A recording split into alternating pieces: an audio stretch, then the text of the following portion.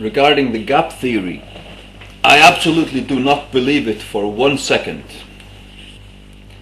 because Jesus did not believe it. And I will tell you how I can prove that to you. Genesis 1:1.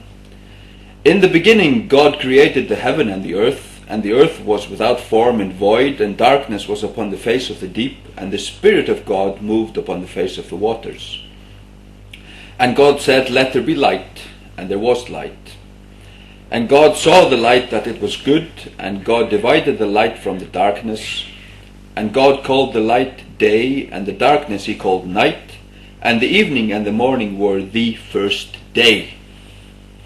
Now let's see what happened on the sixth day. The sixth day.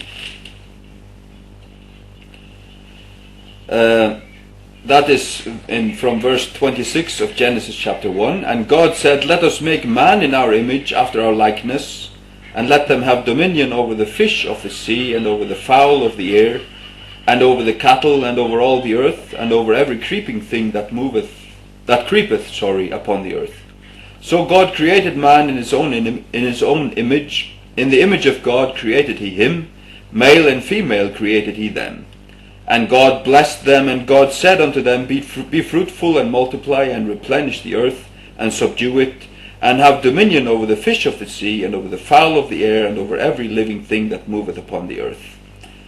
And God said, Behold, I have made you every herb bearing seed which is upon the face of all the earth, and every tree in the which is the fruit of a tree yielding seed. To you it shall be for meat. And to every beast of the earth, and to every fowl of the air, and to every thing that creepeth upon the earth, wherein there is life, I have given every green herb for meat. And it was so.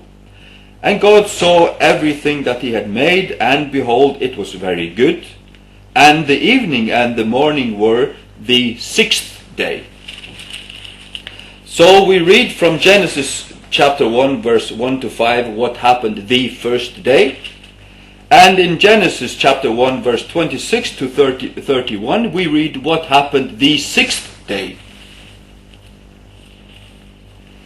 And I will prove to you that there cannot have been a gap of so and so millions of years between Genesis 1:1 and Genesis 1:2. The simple fact being that Jesus spoke of the sixth day as the beginning. And you can read that in Matthew chapter 19, in verses starting at verse 3. And the Pharisees also came unto him, tempting him, and saying unto him, Is it lawful for a man to put away his wife for every cause? And he answered and said unto them, Have ye not read that he which made them at the beginning made them male and female? So you nitwits out there who speak about 40 million years between Genesis 1:1 and Genesis 1:2, how can the sixth day be the beginning? From Jesus' own mouth, the sixth day is also the beginning. So don't give me any of your Darwin crap. Keep it to yourself. I call it heresy. And if you call yourself a Christian and you defend Darwin, you are defending Satan. And I will ask you to repent. God says, in the beginning God created the heaven and the earth was without form and void, and darkness was upon the face of the deep, and the Spirit of God moved upon the face of the waters. And so we read on. And God said, Let there be light, and there was light. And God saw the light, and it was good, and God divided the light from the darkness. And God called the light day, and the darkness he called night. And the evening and the morning were the first day. That happened the first day.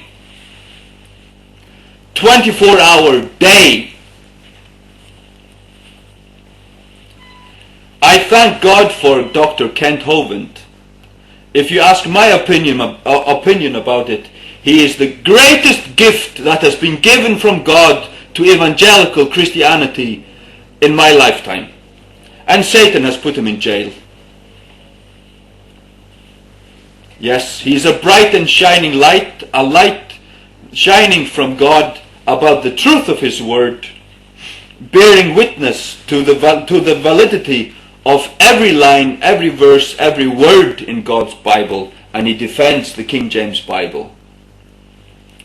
And I totally renounce the gap theory. I totally renounce Darwin, Nietzsche, Freud, Karl Marx, and all the other Satan's garbage, and I will not try to marry Darwin and God, just as little as I would ever try to marry God and Satan. So if you have been doing that, I will ask you to repent and believe God's word. Jesus says that the sixth day, what God created on the sixth day, was at the beginning. And Genesis 1:1 speaks about what God did at the beginning. So don't talk to me about millions of years. They don't exist. Darwin and Satan can keep them down in hell. They don't exist. Take it or leave it. You know, the Bible clearly tells me that the scoffers in the last days, they will deny God the Creator. They will deny God's narration of his own creation. The Bible tells me so. And they will deny the order of things. They will deny how God says that he created things. And they will rather believe science and false preachers, false prophets. Oh, if they show them a sign, someone falls headlong down to the floor, then that they will believe. But stick to God's word, they will not.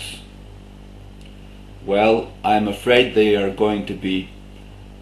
They will be sent.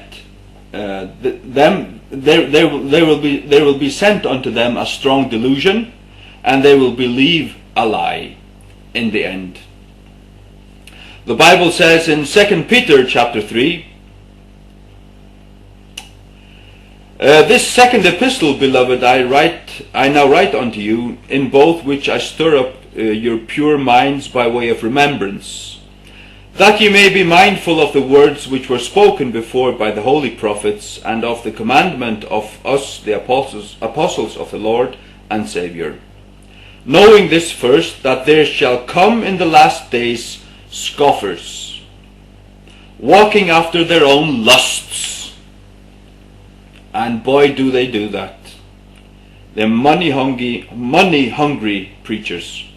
And saying, where is the promise of his coming? For since the fathers fell asleep, all things continue as they were from the beginning of the creation. For this they are willingly ignorant of, that by the word of God the heavens were of old, and the earth standing out of the water and in the water, whereby the world that then was, being overflowed with water, perished. They will deny how God created things. They will deny the flood. They will deny that it was God who created everything with his word and holds everything together with his word, thereby stating or indicating that they will even deny his word. And that's what they are doing. They have already moved from God's pure word, the Ben Chaim Old Testament and the Textus Receptus New Testament, fully polished in the King James Bible. They have turned away from God's word, and they're following fables, and they believe science, falsely so called, and they deny that God did everything the way he says he did it. Well, I will just tell you right up front, I believe God, and I call Darwin, Freud, Nietzsche, and all the false preachers today, I call them liars. But the heavens and the earth which are now, by the same word are kept in store, reserved unto the fire, against the day of judgment and perdition of ungodly men. These men who are scoffers today, who rather believe Satan's God theory rather than God's clear word and Jesus' own words, they will perish in fire. They are reserved unto fire against the day of perdition, the day of judgment, and perdition of ungodly men. So in this context, who are these ungodly men? They are the scoffers themselves. The scoffers themselves. I believe God's word, and I denounce every false doctrine, and I say it comes from Satan. Amen. Yes. Paul writes to Timothy in 1 Timothy chapter 6, verses 20 and 21. O Timothy, keep that which is committed to thy trust, avoiding profane and vain babblings and oppositions of science, falsely so called, which some professing have erred concerning the faith. Grace be with thee. Amen. So Paul writes here to Timothy to keep that which was committed to his trust, that is the word of truth, and he was to avoid profane and vain babblings and oppositions of science, falsely so called. It calls itself science, but it is just stupidity. Utter and total stupidity. What has godless, satanic Darwin to tell us, Christians? Absolutely nothing. Nothing. I will believe God's word, and I will call every man who speaks in opposition to God's word a liar. And it says here very seriously in verse 21, which some professing have erred concerning the faith. If you try to marry Darwin and God, you have erred. You have erred concerning the faith. Believe God's clear word and turn your backside to Darwin and Satan, and you'll be on the right track. Amen. Honestly speaking, we know from the Bible that from Genesis to Abraham are about 2,000 years, and from Abraham to Jesus are about 2,000 years, and from Jesus until now there are 2,000 years. I'm expecting Jesus to return at any minute. I'm expecting the persecution of the saints, the last persecution conducted by the Pope of Rome. I'm expecting the tribulation to start very, very soon. And then after which Christ will return, and the 7,000th year, the great millennium will happen on earth. That's what I know will happen. And people, as I proved to you, the sixth day is also at the beginning. Jesus says so in Matthew 19, he says that what God created on the sixth day also happened at the beginning. So if people are,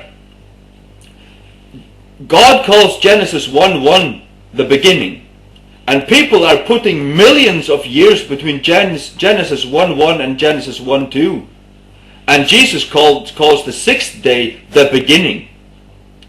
So if there are millions of years hidden between Genesis 1:1 and Genesis 1:2, and since the sixth day there have only gone about 6,000 years. Who's trying to kid who, huh?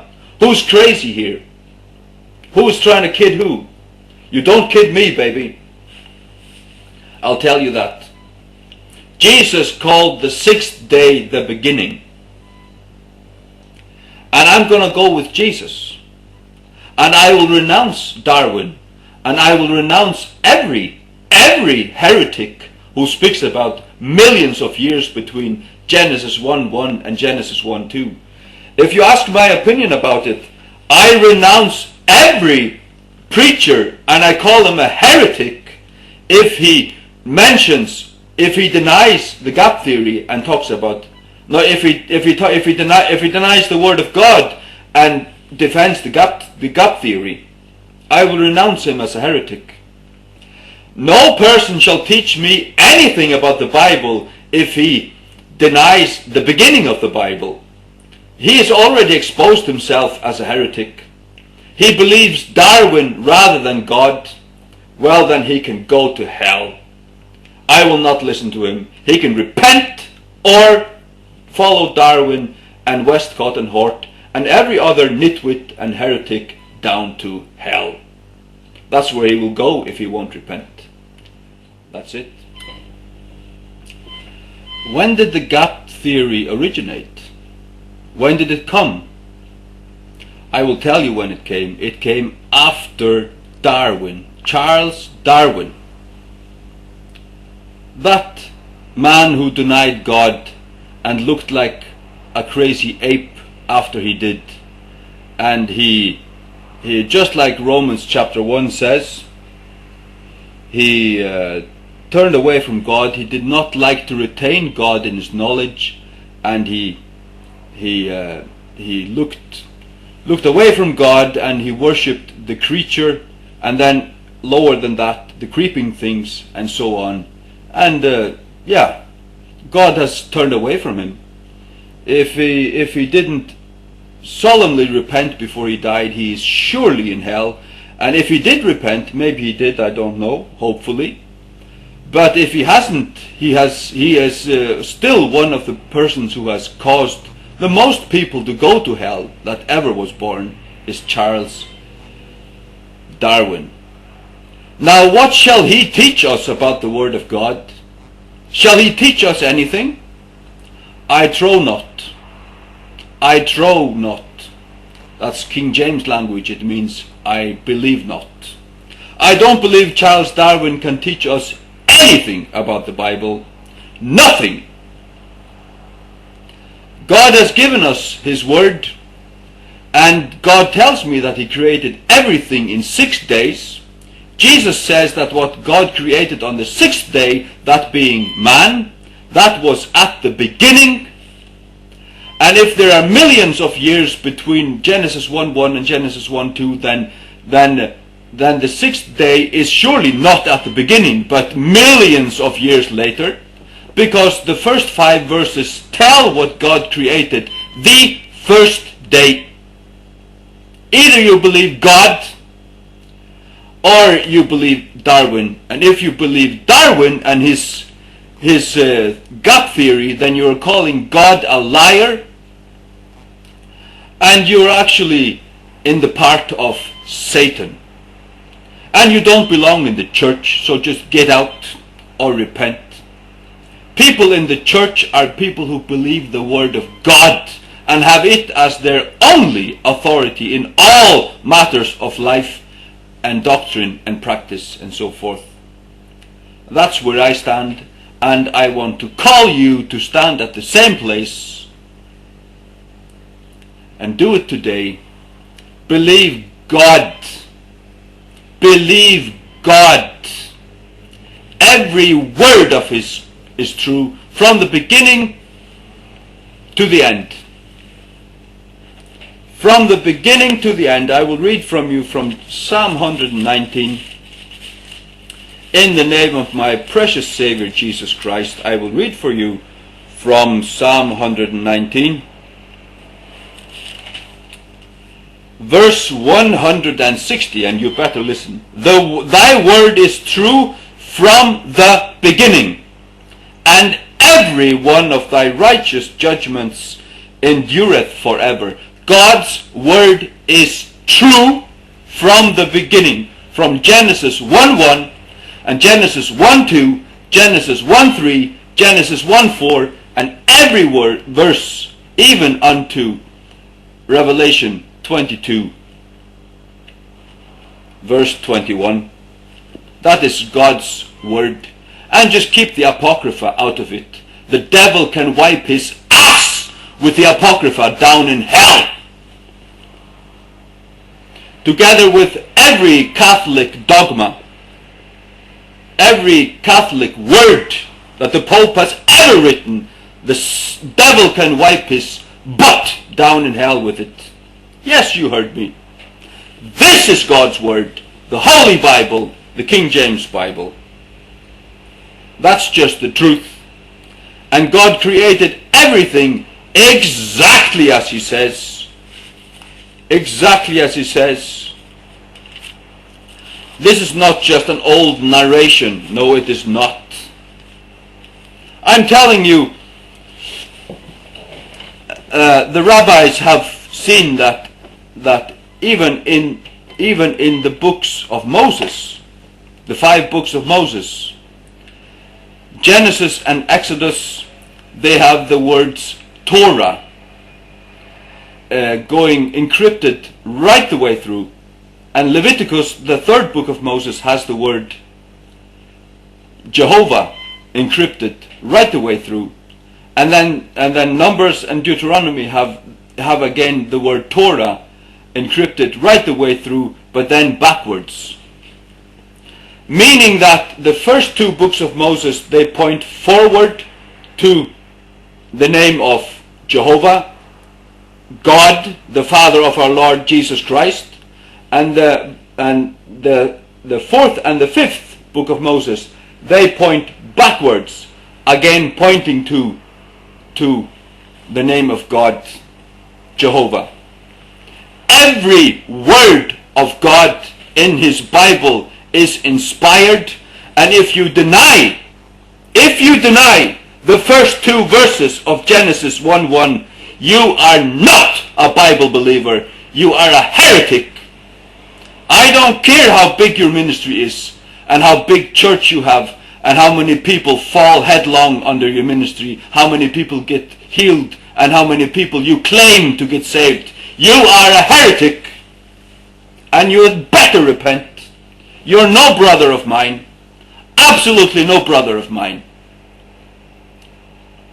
If Billy Graham did not repent before he died, then he is screaming down in hell this very moment.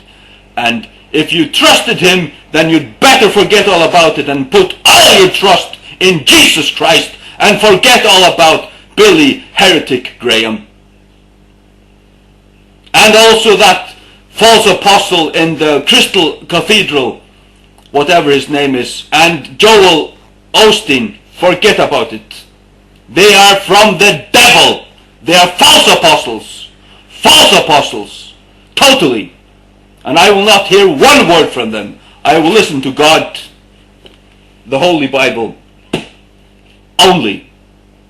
I will say that God is true and every man is a liar, except he speak in accordance with God's word. For it is true from the beginning, and every one of his judgments is true.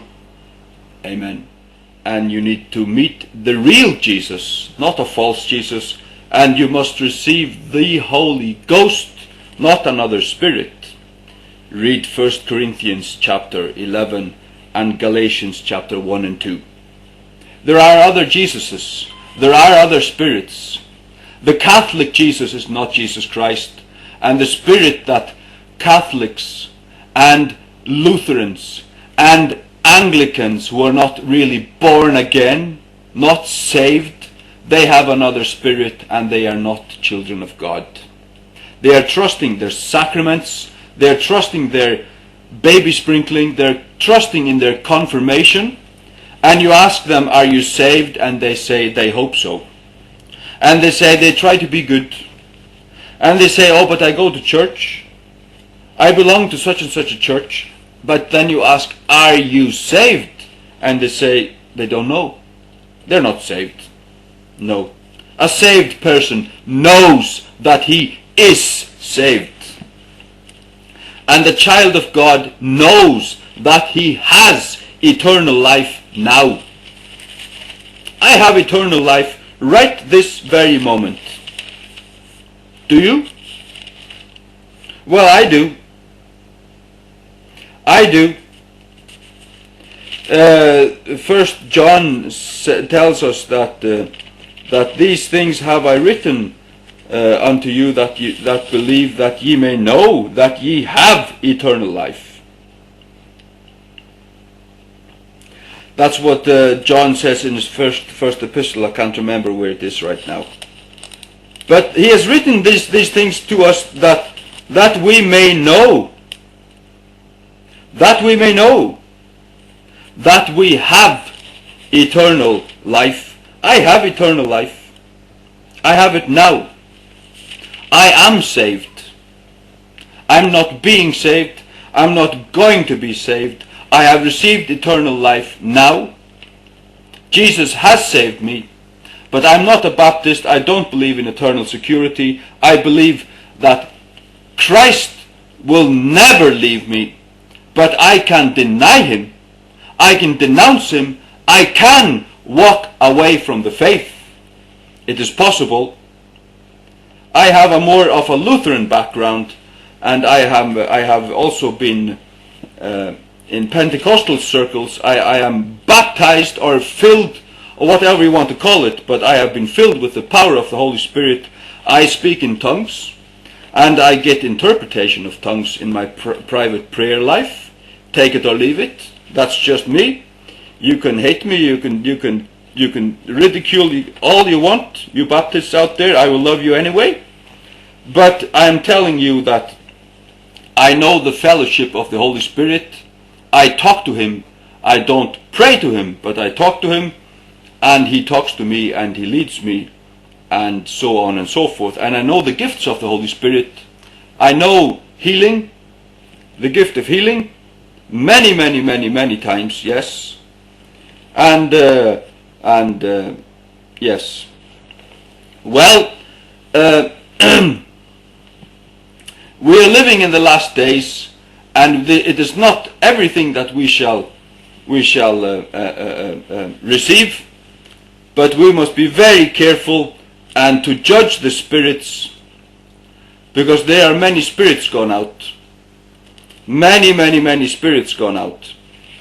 And like the King James Bible says, every spirit that, 1 John 4:2, hereby know ye the Spirit of God, every spirit that confesseth that Jesus Christ is come in the flesh is of God. And hereby know ye the Spirit of God, every spirit that confesseth that Jesus Christ is come in the flesh is of God. And every spirit that confesseth not that Jesus Christ is come in the flesh is not of God. And this is that spirit of Antichrist, whereof ye have heard that it should come, and even now already is it in the world. Notice that all the Bibles, lightly speaking, of the Antichrist, that is the Pope in Rome, they remove the key to recognizing the spirit that is not of God. They just say every spirit that does not acknowledge Jesus is not of God. Rubbish. Rubbish. The true Bible says every spirit that confesseth not that Jesus Christ is come in the flesh is not of God. Therefore, churches that use the Westcott and Hort Roman Catholic Bibles, they're all from the Roman Catholic Church, they're from Alexandria, they are the Pope's Bibles. They have opened the floodgates to every foul and devilish spirit, and that's the spirit that they have. You just need to acknowledge Jesus, so they all just stand, lift up their hands and sing Jesus, Jesus, and Lord, Lord, Lord, Lord, Lord, and think that they have to do with Jesus Christ, but they don't. And they preach another gospel. They don't preach the gospel of Christ. They have removed it. These modern Bibles, they don't have the gospel of Christ. If we go to Romans chapter 1 verse 16,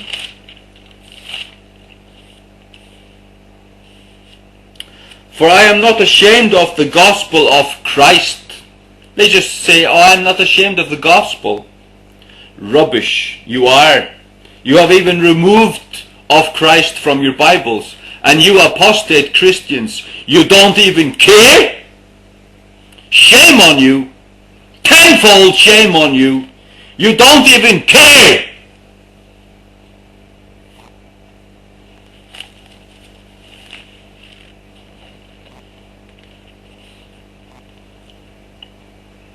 I was going to read 1 John 5:13. I found it now. These things have I written unto you that believe on the name of the Son of God, that ye may know that ye have eternal life, and that ye may believe on the name of the Son of God. I believe on the name of the Son of God. I believe on Him. I have believed on Him, and I believe on Him. Not on so-and-so. Not on this or that creed, or this or that church, or this or that man, or this or that sacrament, or any such thing. There's no such thing as a sacrament in the New Testament. There is the baptism of believers after they have been saved. After they have been saved. That is found in the New Testament. Go to Acts.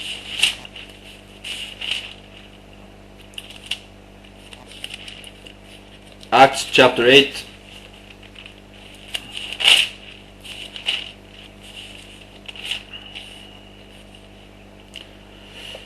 Verse 36. And as they went on their way, they came unto a certain water, and the eunuch said, See, here is water. What doth hinder me to be baptized? And Philip said, If thou believest with all thine heart, thou mayest. And he answered and said, I believe that Jesus Christ is the Son of God. And he commanded the chariot to stand still, and they went down both into the water, and both Philip and the eunuch, and he baptized him. It does not say that someone else was holding him and they believed on his behalf. Rubbish. He said that if he believed, then he would baptize him, and he confessed his faith, and upon his faith he was baptized. Yes. Upon his faith he was baptized. And we don't see, holy communion in the Bible. We see the Lord's table. We see the Lord's table, and we are to do this in remembrance of Him. It is for born again believers. If they are not born again, then they are only eating judgment upon themselves. And they are not born again in baby baptism or confirmation or any such thing. They are born again through the preaching of the gospel and their own personal receiving of Christ as their personal Savior, by believing on Him in their heart and confessing Him with their mouth. That is how they are saved. There is no other way. No other way. I said no other way. All you Catholics and Lutherans and Anglicans, you need to go to a gospel meeting and get saved. Romans chapter 10 verse 9 and 10. That if thou shalt confess with thy mouth the Lord Jesus, and shalt believe in thine heart that God hath raised him from the dead, thou shalt be saved. For with the heart man believeth unto righteousness, and with the mouth confession is made unto salvation. You need to believe in your heart, and you need to confess with your mouth that you believe on Christ Jesus, and that He is Lord, and that He is your Lord. Then you are saved.